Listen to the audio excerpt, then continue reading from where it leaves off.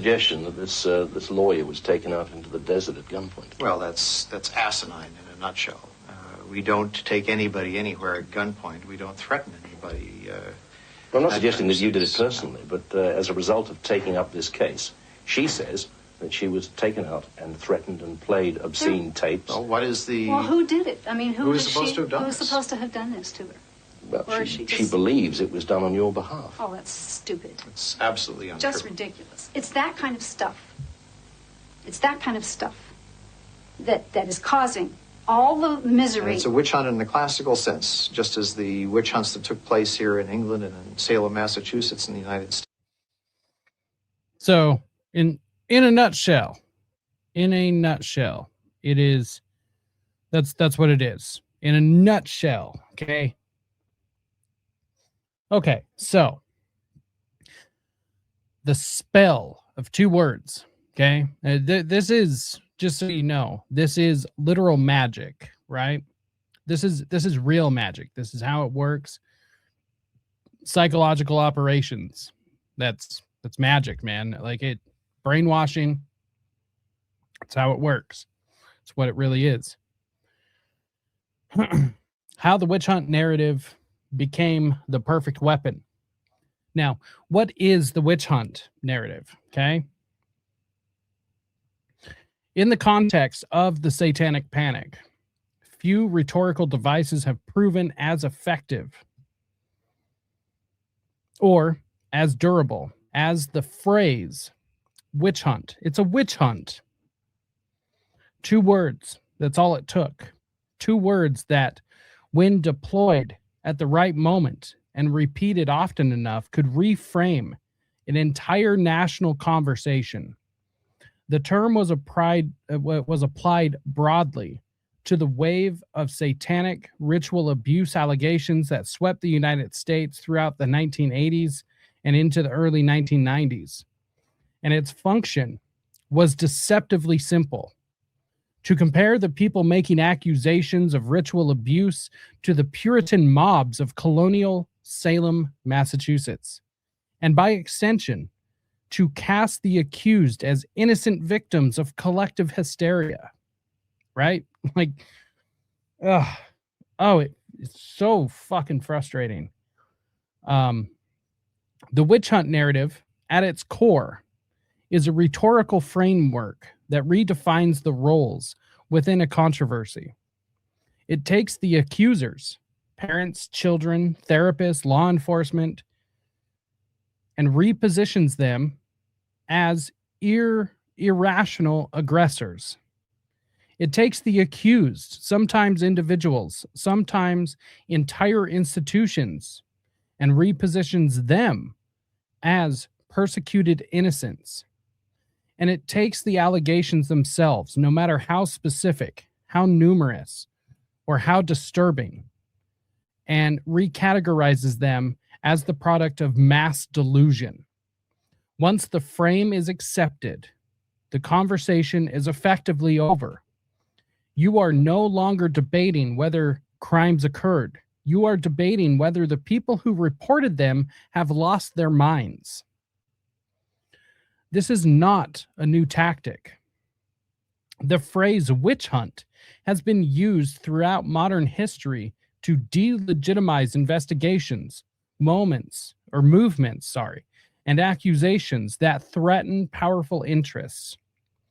It was invoked during the McCarthy era to describe the pursuit of alleged communists in American government and entertainment.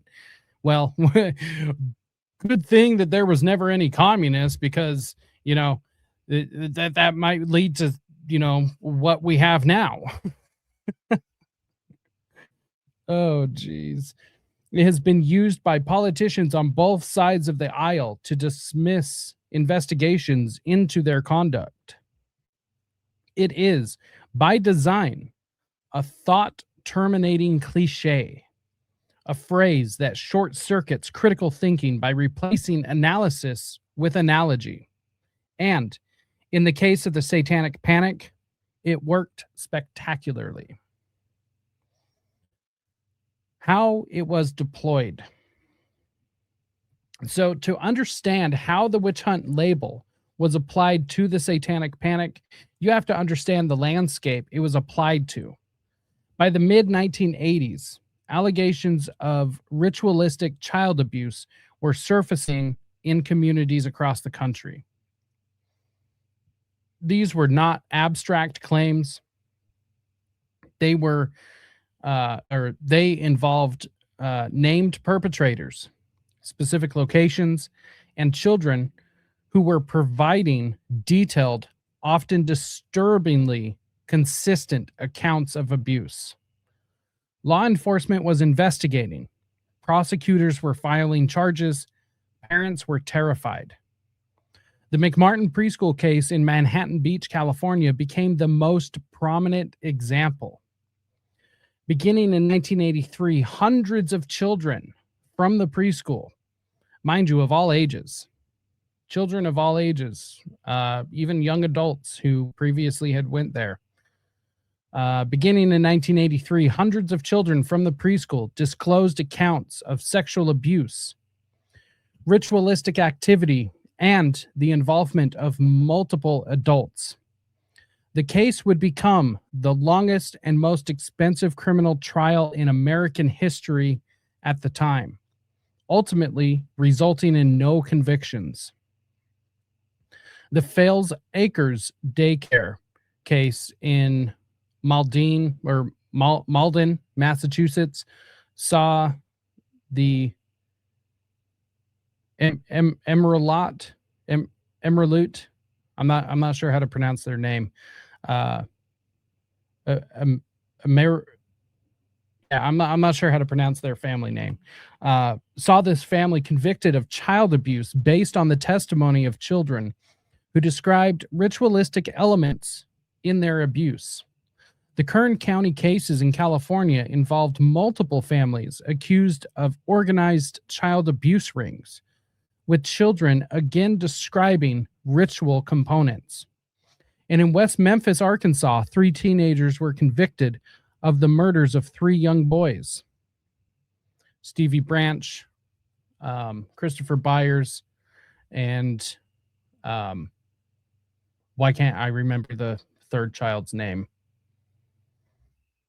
Oh, this is unacceptable. Absolutely unacceptable.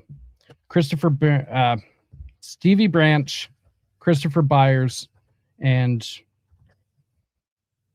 come on, I'm blanking.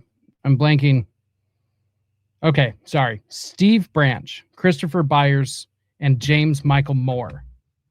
Damn it. Those are the 3 children's names we need to remember, not the piece of shit other 3. And in West Memphis, Arkansas, 3 teenagers were convicted of the murders of 3 young boys in a case saturated with allegations of satanic motivation. Convictions that would later be vacated under an Alford plea after nearly 2 decades of imprisonment. Just for the record, does not mean that they were cleared of charges, okay? Absolutely does not mean that at all. In fact, it kind of means the opposite. They were still found guilty. In every single one of these cases, the witch hunt label was eventually applied, not by fringe commentators, but by mainstream journalists, legal analysis, defense attorneys, academics, and eventually the general public. The framing was consistent. Overzealous prosecutors, hysterical parents, manipulative therapists, and suggestible children had conspired, whether knowingly or unknowingly, to fabricate allegations against innocent people. The comparison to Salem was drawn explicitly and repeatedly. And once that comparison took hold, the cultural verdict was delivered long before any legal verdict could be reached. Now, before I continue this, I just want to say explicitly that The work I am reading was written by me, Jacob Johnson of the Rise to Liberty podcast and Beware the Mockingbird Substack. I do not give anyone permission to be able to replicate this or reproduce this work in any way, shape, or form without my explicit and written permission. So just throwing that out there. Anybody that sees this research covered by anyone else, let me know, because I will definitely be calling people out trying to steal this work of mine. Now that we've got that out of the way, the psychology of the witch hunt frame, okay? This is how it works. This is why this works so well, okay? I have discovered 5 mechanisms for why this works so well. The reason the witch hunt narrative works so effectively is not because it is logically sound. It works because it exploits deeply embedded psychological and sociological mechanisms that most people are entirely unaware of. Understanding these mechanisms is essential to understanding how an entire nation was convinced to look away from allegations of child abuse and to feel righteous about doing so. The first mechanism, and the most important one in my opinion, or actually second most important mechanism in all of this, is what I have dubbed historical anchoring. From a psychological standpoint, the Salem witch trials occupy a unique position in the American consciousness. They are one of the earliest and most universally taught examples of collective moral failure in American history. Nearly every American, typically American child, learns about the Salem witch trials in school. And the lesson is always the same. Innocent people were accused of something that does not exist by people who were consumed by irrational fear, and the result was injustice. The narrative is deeply ingrained. So when someone hears the phrase witch hunt, their brain does not perform a neutral analysis of the comparison. It immediately retrieves the emotional and moral framework of Salem. Accusers are wrong, the accused are innocent, and the whole thing is driven by hysteria. This is a cognitive shortcut known as anchoring bias, the tendency to rely heavily on the first piece of information encountered when making judgments. The Salem analogy becomes the anchor, and everything that follows is interpreted through it.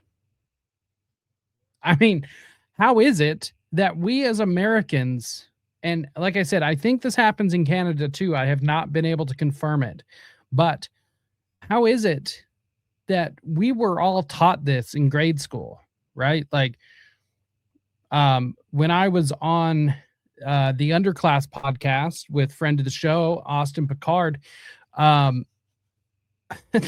mean, we were discussing it, and he also shared the fact that he had a very similar experience as I did. And I learned about it multiple grades, and in multiple capacities as well. I learned about it, let's see, I think the first time was probably in 2nd or 3rd grade. It was definitely covered in 4th grade and 5th grade. So I think it had to have been 3rd, 4th, and 5th grade. It was covered all 3 years to different degrees. So, you know, the first time it was kind of mentioned, we covered it a little bit. It was typically like right around the time when we first got back to school, usually right around Halloween time is when this would come up because, ooh, witches, you know?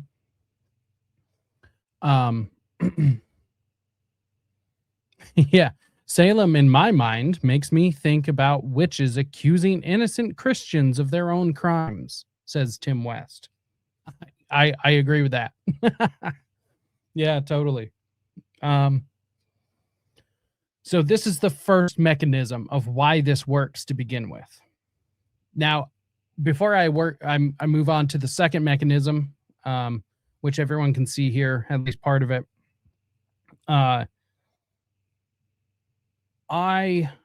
To be able to do this work, to be able to get through everything and explain all of this, I had to work my way through several books on the Salem witch trials.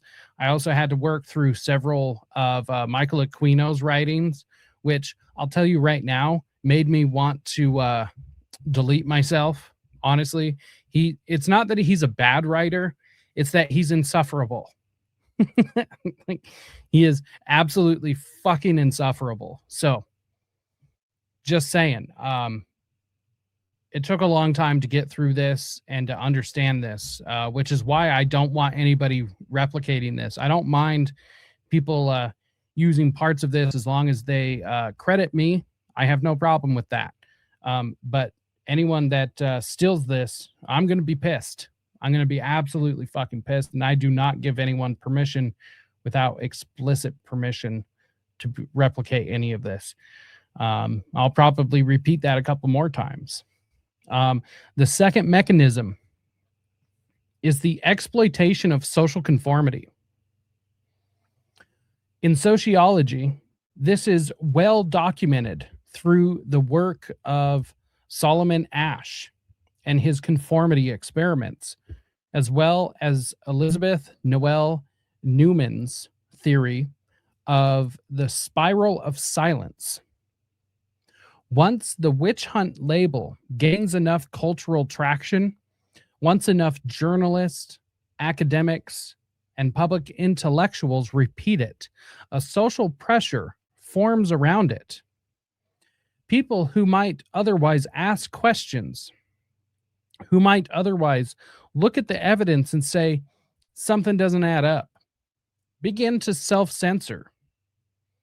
They do this not because they have been convinced by the evidence, but because they do not want to be perceived as the kind of person who believes in witch hunts. The fear of social ridicule becomes more powerful than the desire to seek truth. The spiral of silence predicts exactly this. When individuals perceive that their opinion is in the minority, they become less likely to express it, which in turn makes the majority opinion appear even more dominant than it actually is. The result is a feedback loop in which dissenting voices disappear, not because they have been refuted, but because they have been shamed into silence, which is exactly what happens in the witch hunt narrative. The third mechanism is what psychologists call the just world hypothesis. This is a deeply held cognitive bias that the world is fundamentally fair, that people generally get what they deserve and deserve what they get. When confronted with allegations of organized, ritualistic child abuse, the just world hypothesis creates intense cognitive dissonance. The idea that such things could happen systematically in your neighborhood, in your child's daycare, is so psychologically threatening that the brain will actively seek ways to reject it. The witch hunt narrative provides the perfect escape hatch. It allows people to acknowledge that something happened, that there were accusations, trials, disrupted lives, while simultaneously rejecting the most disturbing possible explanation. It reframes the injustice as having done to the accused not to the children. And in doing so, it restores the sense that the world is orderly, comprehensible, and safe.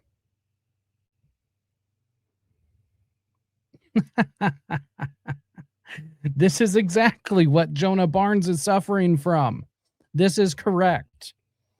He is part of the just world hypothesis. He is the perfect example. He is the perfect example of this. And once again, I will actually say, Ward Radio, why do you keep ignoring me? Huh? I keep saying that Cardin, okay, he was begging. He's begging for people who believe in this stuff to present him proof. He's begging people to present them proof. I'll bring the evidence, Cardin. I'll do it. I'll bring the evidence, because here's the thing. You brought Jason Preston on, okay? Nothing against Jason personally, but he wasn't prepared for that discussion. I'm prepared for the discussion. So why don't you pick on somebody your own size, huh? But they won't. They won't have me on.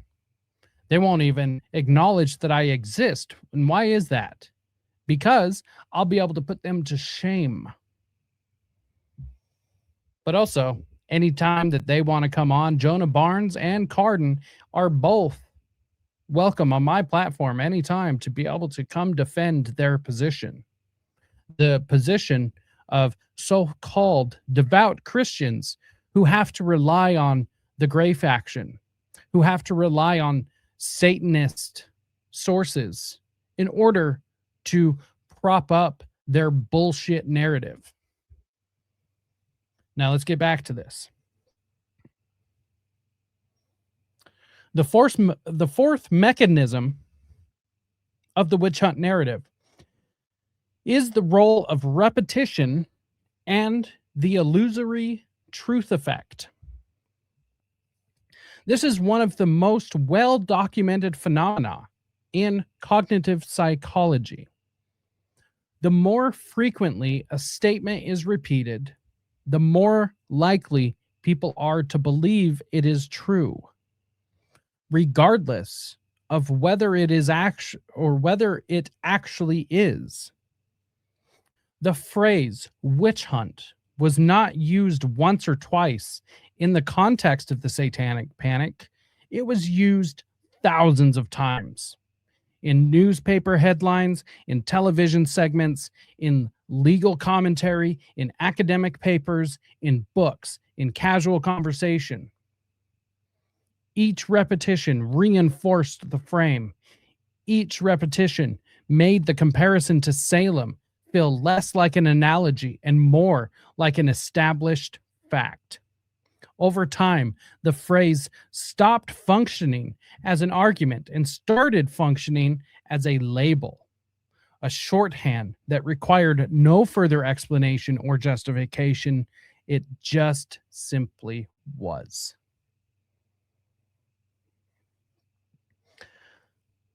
The fifth, and perhaps the most insidious mechanism, this is the most important,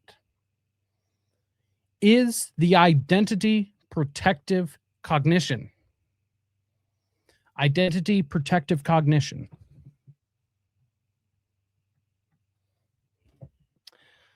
This concept, studied extensively in the field of cultural cognition by researchers like Dan Kahn at Yale University, describes the tendency of individuals to process information in ways that protect their sense of belonging to their cultural group.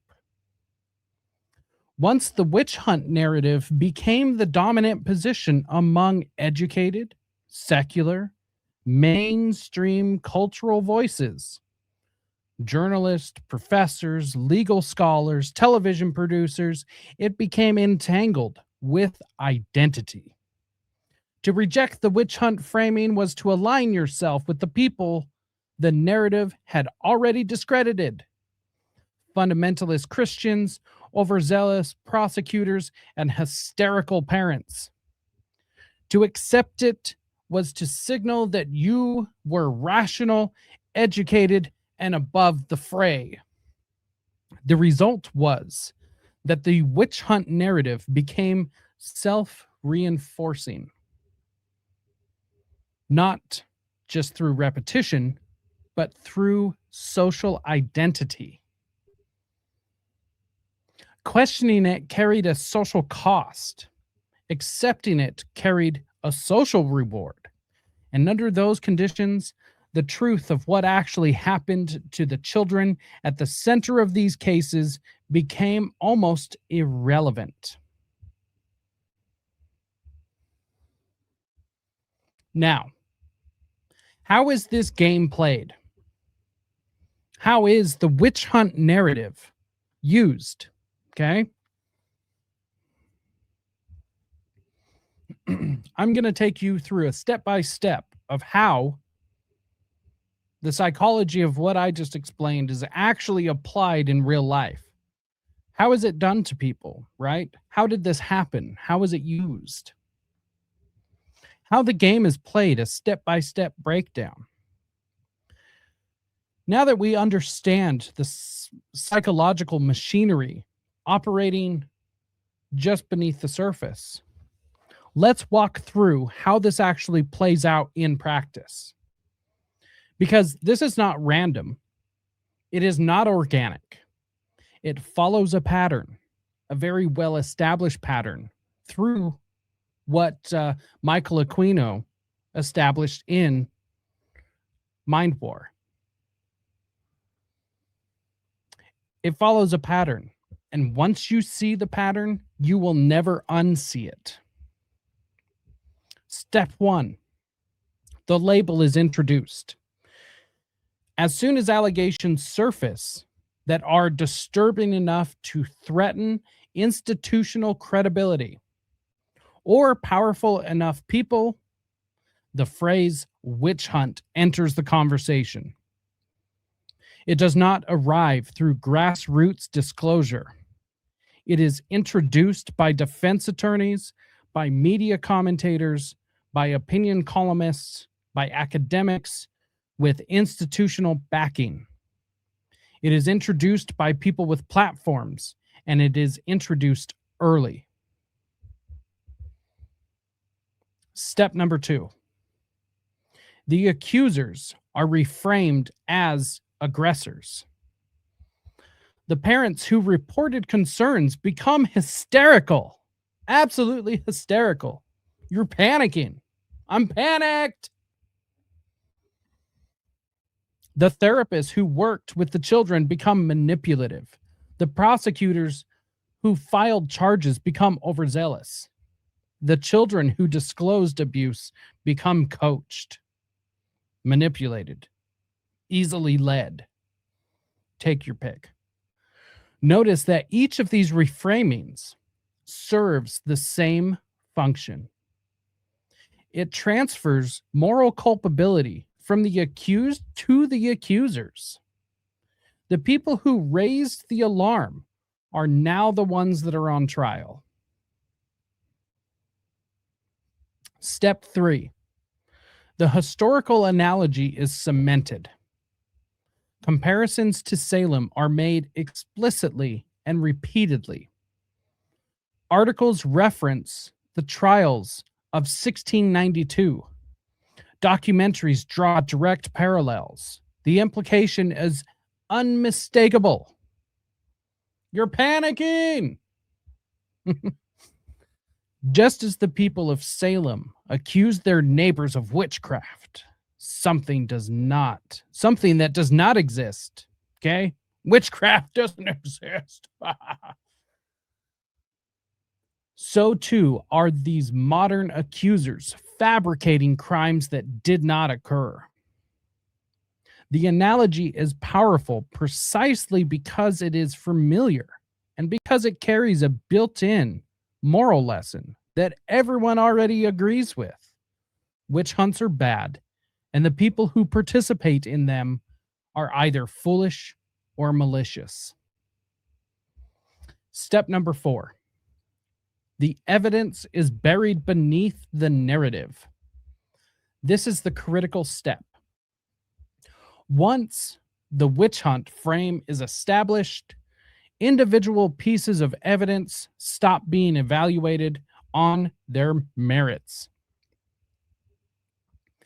Medical findings are dismissed as inconclusive.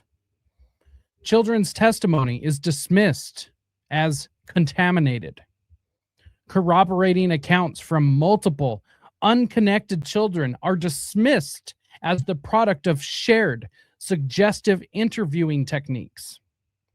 The frame has already determined the conclusion. The evidence is simply sorted to fit. Anything that supports the witch hunt narrative is amplified. Anything that contradicts it is ignored or explained away. Step number 5. The cultural verdict is delivered. At this point, the narrative has achieved critical mass. It is no longer an argument being made. It is the default understanding of what happened. Documentaries are produced that reinforce the frame. Books are written. University courses teach it. The Satanic Panic becomes a case study in mass hysteria, filed alongside Salem and the Red Scare. And once it reaches this stage, it becomes nearly impossible to challenge.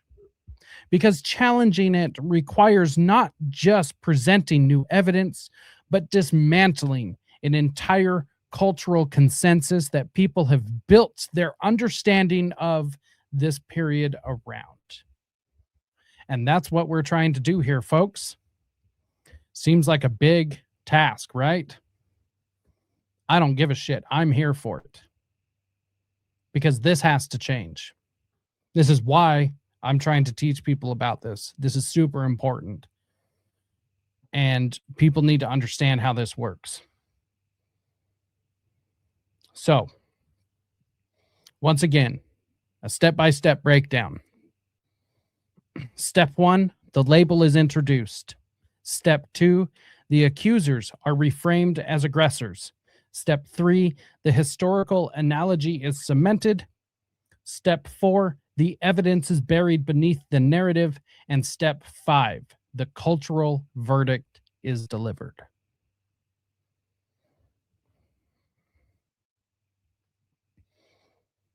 Once again, I do not give anyone permission to be able to replicate any of this research or this work without my explicit permission. This is the work of Jacob Johnson at Rise to Liberty and Beware the Mockingbird. And if you steal this, you can go fuck yourselves. Part 5. Why the Satanic Panic was not a witch hunt. Okay? Here's the meat of it. Here's the meat. I'm excited to share this. Now let's get to the part that matters, because once you understand how the witch hunt narrative works, once you see the machinery, the next question becomes obvious.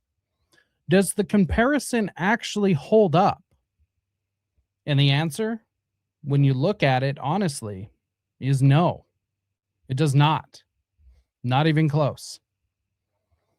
The Salem witch trials were predicated on accusations of something that does not exist. Witchcraft, as defined by the Puritans of 1692, is something as follows. Supernatural pacts with the devil, spectral evidence, demonic possession. Well, in this sense, the way that they portray it, or at least the way that we're taught about it, is not true. These things are all true in different forms, just like magic. Magic is real, but it's not the Harry Potter shit, right?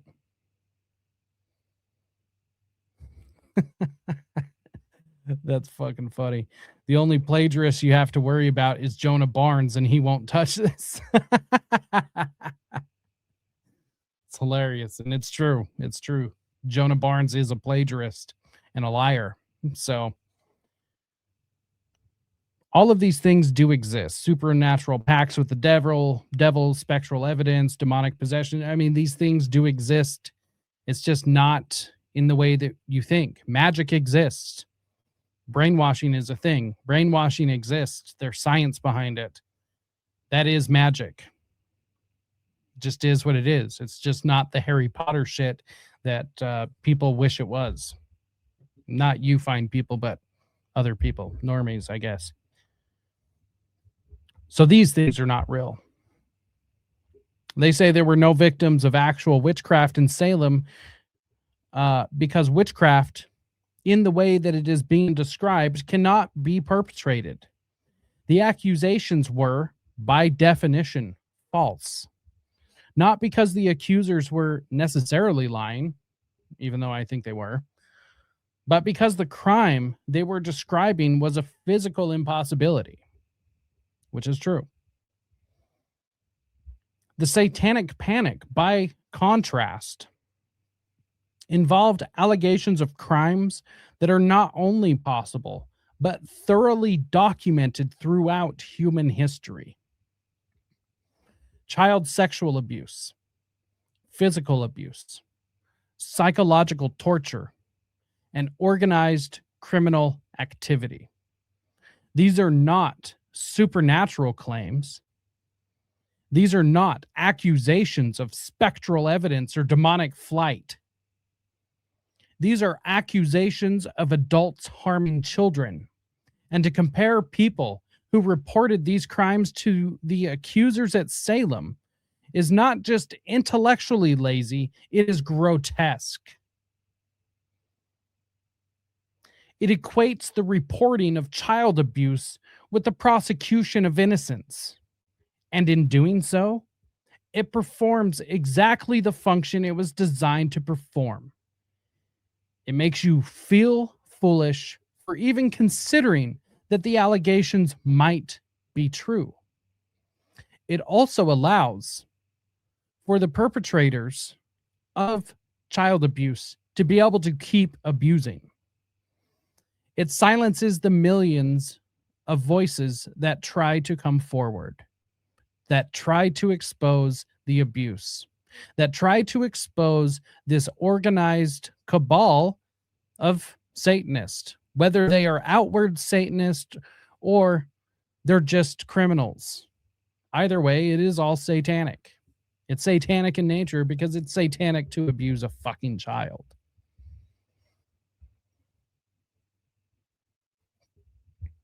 Let's look at the witch hunt narrative. Or let's look at what the witch hunt narrative asks you to believe. Okay? It asks you to believe that hundreds of children in dozens of unconnected communities across the United States all independently fabricated, strikingly similar accounts of ritualistic abuse. Accounts that included details no child should have the knowledge of. Abuse that most adults would not even understand. Abuse that most adults would not even be able to imagine themselves. And apparently, this was all because they were coached by therapists and parents. It asks you to believe that law enforcement agencies in multiple states, prosecutors in multiple jurisdictions, and medical professionals who documented physical evidence of abuse were all either incompetent or complicit in a nationwide conspiracy to frame innocent daycare workers and those poor little Satanists. The poor little Satanists like Michael Aquino. Little Mikey. Little innocent Mikey. It asks you to believe that the only rational explanation for all of this is mass hysteria. You're panicked. You're panicking. When you lay it out like that, the witch hunt narrative starts to look less like a reasonable interpretation and more like its own form of denial. Consider the McMartin preschool case. The witch hunt narrative presents it as the definitive example of satanic panic hysteria, a case in which no convictions were obtained, therefore proving that the allegations were baseless. But this framing conveniently omits several facts. It omits that the case was undermined by prosecutorial geez, I even wrote this, prosecutorial dysfunction and an unprecedented media circus before it ever reached a jury. It omits that the initial investigation was compromised by jurisdictional conflicts and political maneuvering.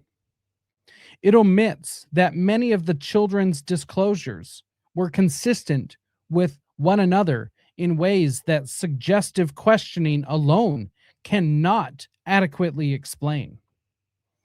And it omits that no convictions is not the same thing as nothing happened. The American legal system is built on the principle that it is better to let a guilty person go free than to convict an innocent one. An acquittal is not an exoneration of the facts. It is a statement about the burden of proof. But the witch hunt narrative does not make this distinction, because making it would undermine the entire framing. Consider the Fales Acres case. Gerald, Cheryl, and Violet Amerilut. Like I said, I don't know how to pronounce their last name. Were convicted and sentenced to prison based on the testimony of children who described being abused in specific, verifiable ways. The convictions were upheld on appeal. And yet, the case is routinely cited as an example of satanic panic hysteria. Not because the evidence was weak, but because the witch hunt narrative had already determined the conclusion before the evidence was evaluated. This family, which I'm not going to keep trying to pronounce their last name, became sympathetic figures in media coverage, not because the facts of the case exonerated them, but because the cultural frame had already decided that anyone accused during the satanic panic must be innocent. Consider the Kearns County cases. Multiple families were accused of participating in organized child abuse. Children provided detailed accounts. Some defendants were convicted. And yet, the entire episode has been folded into the witch hunt narrative as another example of mass hysteria. The pattern is the same every time. The label is applied, the accusers are discredited, the evidence is dismissed, and the case is filed under panic. And here is what should disturb you the most. In every single one of these cases, at the center of the controversy, there were children. Real children. Children who told adults that they had been hurt. And the witch hunt narrative's primary function, whether intentional or not, was to provide a framework for dismissing what those children said. Not refuting it with counter evidence, not investigating it further, dismissing it categorically by analogy and with two words: witch hunt.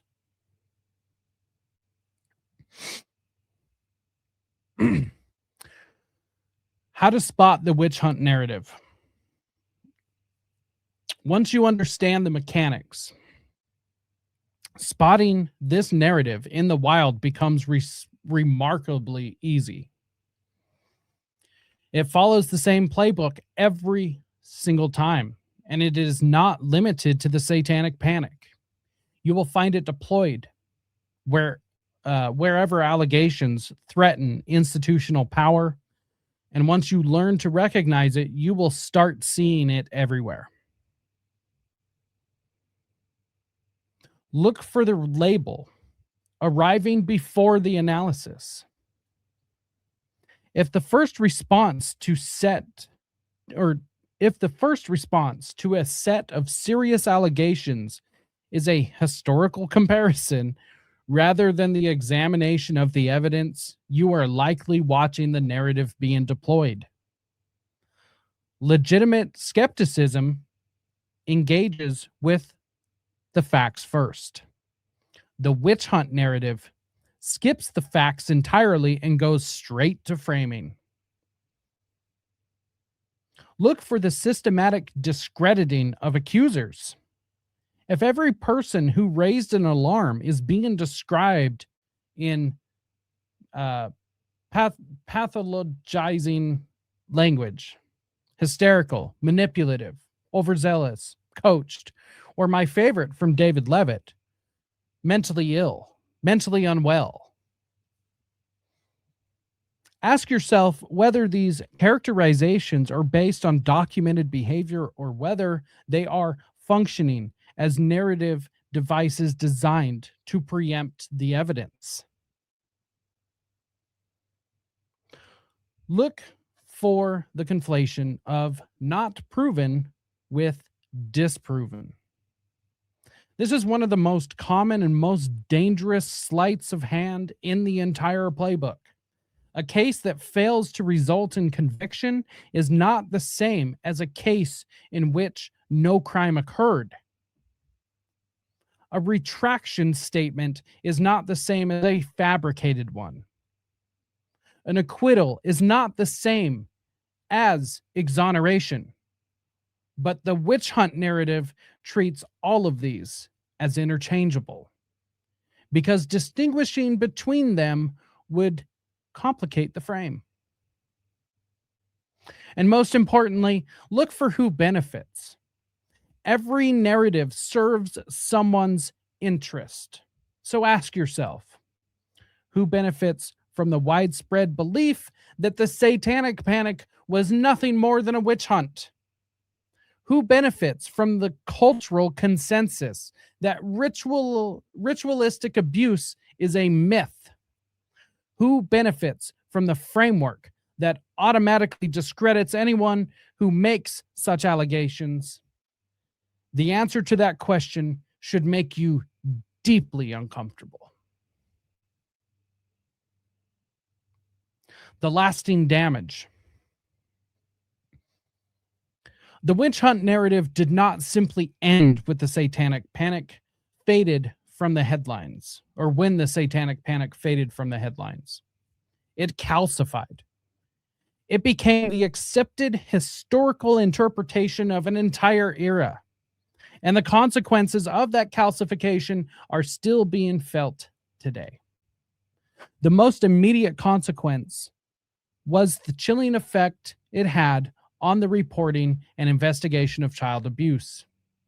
After the satanic panic was officially filed under mass hysteria in the cultural record, law enforcement, prosecutors, and child protective services, and I'm not talking about CPS because CPS is like an organized child abuse ring and trafficking ring. I'm talking about services that actually do help children. So I should probably rephrase that. Become demonstrably more cautious. Some would say paralyzed. When confronted with allegations that had any ritualistic or organized component. The fear of being compared to the Salem witch trials, of being labeled as participants in a panic, created a professional environment in which the safest career move was to not investigate, to not pursue, to not believe. And the people who benefited most from this professional analysis were not the falsely accused. They were the people who were actually abusing children and now had an entire cultural framework protecting them from scrutiny. The second consequence is the way it shaped public perception. Today, if you bring up satanic ritual abuse in casual conversation, the most common response you will receive is a dismissive laugh or an eye roll, followed by some variation of, "That was debunked," or "That was just the satanic panic." You dropped your fucking clown nose. This response is not the product of individual research or critical thinking. It is the product of 40 years of cultural conditioning delivered through the witch hunt narrative and reinforced by every documentary, article, podcast, and social media post that has repeated the frame without questioning it. The average person has not read the trial transcripts. They have not reviewed the medical evidence. They have not listened to the children's disclosures. They have simply absorbed the cultural consciousness and repeated it, because that is what the spiral of silence and the illusory truth effect are designed to produce. The third consequence is the weaponization of the phrase itself in modern discourse. When the Jeffrey Epstein case broke wide open, what was the first rhetorical defenses deployed by those seeking to minimize its implications? When Pizzagate entered the public conversation, regardless of what you think about the specific theory, what was the immediate framing used to shut down any discussion of organized abuse? The satanic panic. The phrase has become a loaded weapon, pre-chambered and ready to fire at anyone who suggests that organized, ritualistic, or institutionally protected child abuse might exist on a scale larger than the public is comfortable acknowledging. It is no longer just a historical reference. It is a silencing mechanism. And it works today exactly the way it worked in 1990, by making you feel foolish for asking questions. This is the legacy of the witch hunt narrative. Not justice, not clarity, not truth. A cultural reflex that automatically dismisses the most vulnerable victims and automatically protects the most powerful perpetrators. A reflex so deeply embedded that most people do not even realize they have it. A reflex that was installed deliberately, methodologically, over decades, by two words and the psychological machinery they activate. And yet, for all the damage the witch hunt narrative has done, for all the cases it has buried, all the children it silenced, and all the investigations it killed before they could begin, it could not have achieved any of this alone. It needed fuel. It needed a vehicle. It needed the fear machine we discussed earlier, running at full capacity, pointed in exactly the right direction. And it needed something else. Something that most people have never stopped to consider. It needed you to never go back and look for yourself. It needed you to trust the consensus without verifying it. It needed your rose-colored glasses firmly in place.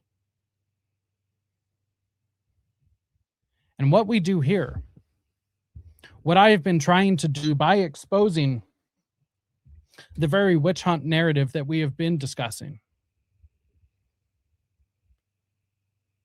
is we are trying to take off those rose-colored glasses.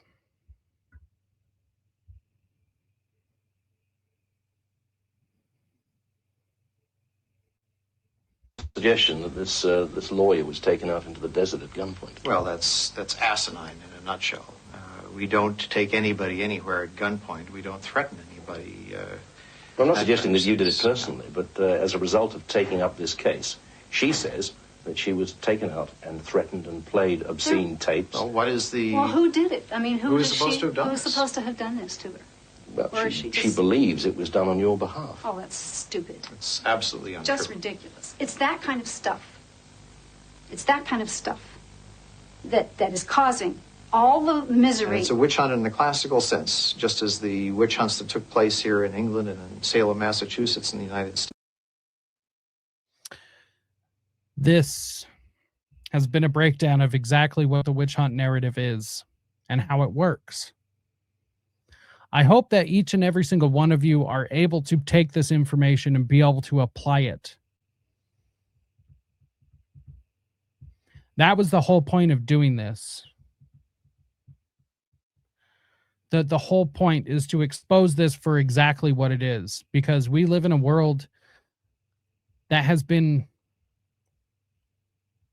ruled by people that have no business ruling it. We live in a world where the voices of millions of abused have been silenced, and for one, I am sick of it. I can't take it. I refuse to do nothing. And hopefully, if you're watching this, you also agree with that.